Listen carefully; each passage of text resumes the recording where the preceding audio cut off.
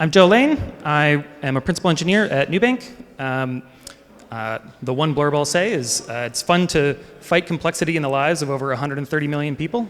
I feel like I can sleep at night when I come home from work. So I want to start the talk off with a quote. In human memory, no deletion mechanism exists. Although human memory exhibits a decay characteristic, people do not delete. The deletion concept was invented to reuse expensive computer storage. This is from a person named George Copeland in a paper titled, "What if Mass Storage Were Free?" written in 1980. So here's our agenda. Three little sections. First, I want to talk about immutability via Datomic, and we'll get into what is Datomic. It's the database that I work on. Next, we'll talk about Datomic's caching tower in particular, and we'll wrap up with the short little blurb on the economics of immutable caching.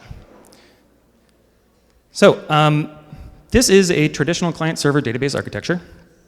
Of course, you have the big bad database server at the bottom. It is responsible for query transactions, write transactions, indexing, I/O, storage of record, and executing the queries, and all the CPU intensity required to do so. And up at the top is your application, which has maybe an ORM, and it's on you in your application to actually store materialized result sets in a cache tier, right?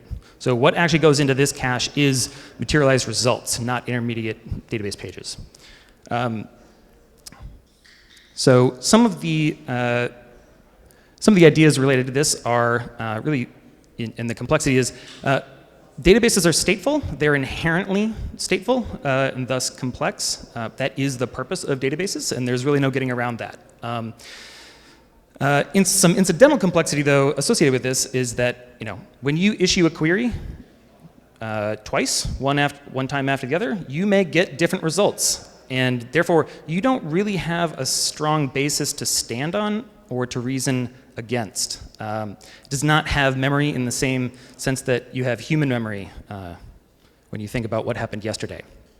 The database is not local in your application. It's over there, and you have to have all the same connection pooling, anxiety, wire serialization, latency, availability, blah, blah, blah. And ultimately, the brains of your application don't actually live in your application. The brains of your application live in the database server. Obviously, you can get replicas, but you don't really get around this problem. And lastly, updating something is semantically pretty poorly defined. So when you go update something, you are updating it in a place. And when you update it, what is your isolation level? Raise your hand if you know every single isolation level and what they all mean. Anybody? All right, Kawaja. Kawaja is going to be your DBA. Perfect. So last little section on this is, when you update something, you don't really have any notion of before, after, and the novelty within a transaction. This ends up manifesting, with scaling problems. Machines are not infinite. Storage and compute are co-located traditionally in a traditional client-server architecture. You end up having round-trip fears because you don't have that basis. So you end up grabbing everything you possibly can as of some moment so that you can ask follow-on questions with the same consistent basis. And lastly, you have anxiety about overloading the database server. So if you have like a low latency request response workload, but then a nightly analytical job, it's all commingled on that server, and that's, gives me anxiety. Can we do better? So this is Datomic's architecture. I'm not going to go through the bullet points yet because they're not up there. So Datomic is different in the sense that your application is this app process up at the top. Datomic has something called peers. Peers are, think, fat clients. So the Datomic peer library actually embeds the query engine and an in-memory cache in your application, so in your web server, so that you have in-memory speed access to database pages. You also get maintenance of a live index merged with durable indexes, just like Bigtable. When you want to perform a read, the peers have access to storage. You do not need to coordinate your read through a centralized storage server. So there is no noisy neighbor in this sense. If you want to horizontally scale, that's fine. Everybody can go reach to the memcache clusters, or we don't have Valkey yet, but I'm sure we could add Valkey. Not a big deal. When you want to make an update, you issue a transaction request and you submit it to the transactor. This transactor is going to perform value updates against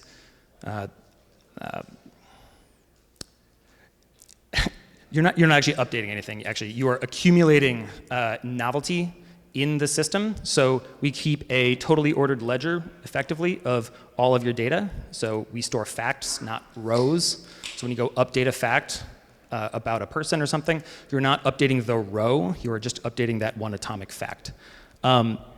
These facts end up getting persisted into the storage service at the bottom. We outsource this. So this could be S3, this could be Dynamo, this could be Cassandra. I don't really care. I don't want to deal with disks. Somebody else is going to solve this.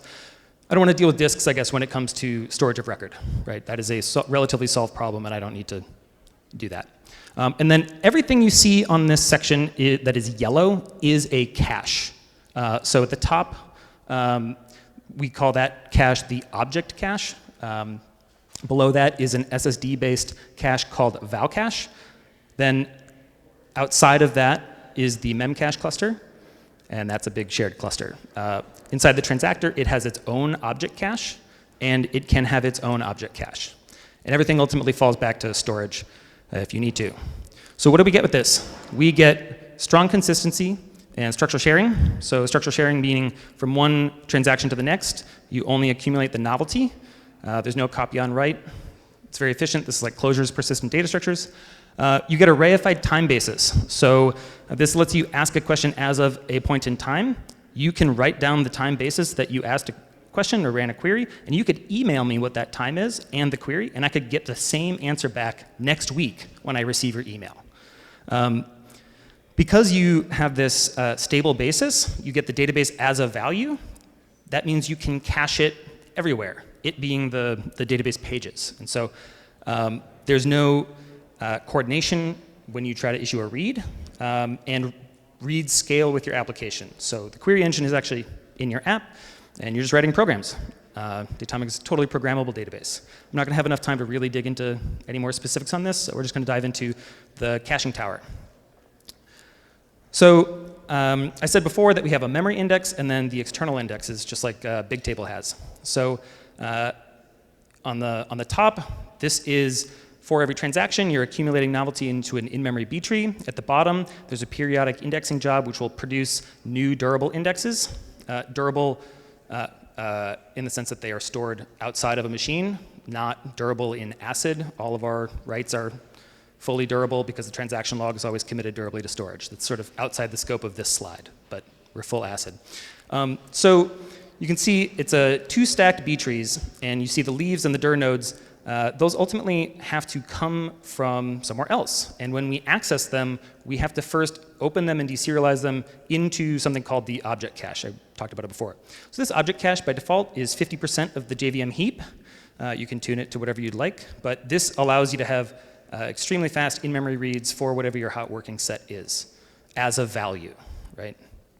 The segments are approximately 64 kilobytes on disk. When you deserialize them, and decompress them, they're a little bit bigger. For now, we may change that in the future. This is the actual caching tower. So each object cache, each JVM gets its own object cache. At Nubank, we have multiple JVMs running, one per pod, or one per container. I always get pods and containers mixed up. The instance, however, has very capacious SSDs. This allows you to have 2-tiered caches. The reads coming out of the SSD val cache, though, if it's going to the page cache, it's like 10 to 40 micros.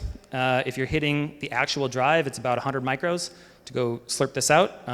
When we actually see the production numbers, it's going to be a little bit higher because of other JVM noise and monitoring problems, but rest assured, it's 10 to 40 micros when you're pulling it out of the page cache. Next, when you are beyond an instance, that's when you start to hit memcached. Now, take note that you don't have a noisy neighbor when you're reading from this val cache or when you're reading from this object cache at all, because that is entirely on the box, right? You could choose to just not run 2 pods, it'd be fine, right? Only once you go outside of the box over a network do you get any sort of network overhead or resiliency risks, right? And lastly, we fall back down to storage if we fall out of the cache. That can be anywhere on the price performance curve that you want. So 5 millis from Dynamo or Cassandra, or you can go all that S3 for obviously, 30 to 100 milliseconds. So let's look at some numbers from production. So how effective are we at this caching tower? So this is actually a log scale chart. So at the top is the count of cache activity by cache tier in production at Nubank. This is not some big day. This was not a load test. This is just a random Tuesday. So that's 1.29 billion object cache request probes per minute across the fleet. Remember, the object cache is in memory, so you get the speed of a JVM pointer dereference, right? It's pretty fast. Below that, we get 61 million val cache probes, 29 million memcache probes, and 5 million DynamoDB gets. Now we're going to switch to linear scale. And apologies, the colors are going to change from slide to slide because I don't know how to use Grafana, but the average latency by tier is 7 milliseconds for a DynamoDB get, 1 millisecond for memcache, and this is because we're hopping across availability zones. Yes, it's a to-do item, I know. It's 250 micros within an availability zone, okay? And then at the very bottom, we have an average of 220 microseconds for these val cache reads. This is elevated due to CPU throttling, GC pauses, and in this case, the objects are actually approaching 1 megabyte off these NVMe SSDs. So then let's look at the total time per tier, right? So given everything I just shared with you, right, we're actually spending per minute 11 hours waiting for Dynamo, 10 hours waiting on memcached, and 3 hours waiting on valcache. For a total of 24 hours per minute of I/O time, just waiting. These are servers waiting for responses in order to process queries, et cetera, right? Let's switch over to the economics section now. So let's look at our disk and memory costs starting in 1970 to 1980, right? So our friend George, back to the paper, what if mass storage were free? In 1970, it cost $1.73 billion for 1 terabyte of disk. That's a huge number. But by 1980, it only cost $581 million per terabyte of storage. So when George wrote this paper, he had already seen a 4x decrease in the cost per terabyte cache or of disk. And where we're at now is a certainly more than a million times cheaper reduction to $11 per terabyte of disk, or $26 per terabyte of storage. This is all circa 2023. So I think we can answer the question. Effectively, mass storage is free, and this is what I would do with it, right? I would use it for cache, which I'm sure George would think is insane. So wrapping up, 4 little sections, right? Does immutability pay for itself in a transactional workload? So if we were to do these billions of object cache queries per minute, if it were DynamoDB, it would cost us $97 million per year in read capacity units. I certainly don't want to pay that. With our, if it were DynamoDB, instead of the in-memory speeds that we get with the object cache, we would be waiting 2,000 hours per minute, or 124,000 years per year of time spent waiting to get reads back from storage. Obviously, we would have to re-architect things, right? But with this, we don't have to. Because we've effectively increased the capacity of these machines, we can use less compute, and we are also able to take advantage of redundantly keeping copies of cache everywhere, so we can use slower but cheaper storage if we desire, such as S3. And lastly, we effectively have infinite undo, or kind of like Git for your data. We treat everything sort of like a ledger movement. And therefore, countless systems or businesses have been saved because somebody accidentally deleted, 1 million records, and we can just tell them git revert, but for your database. So yes, it pays for itself in having an indelible log. With that, here's a couple of questions and presumed answers. If you want to know more, you can find me on the internet. Thanks.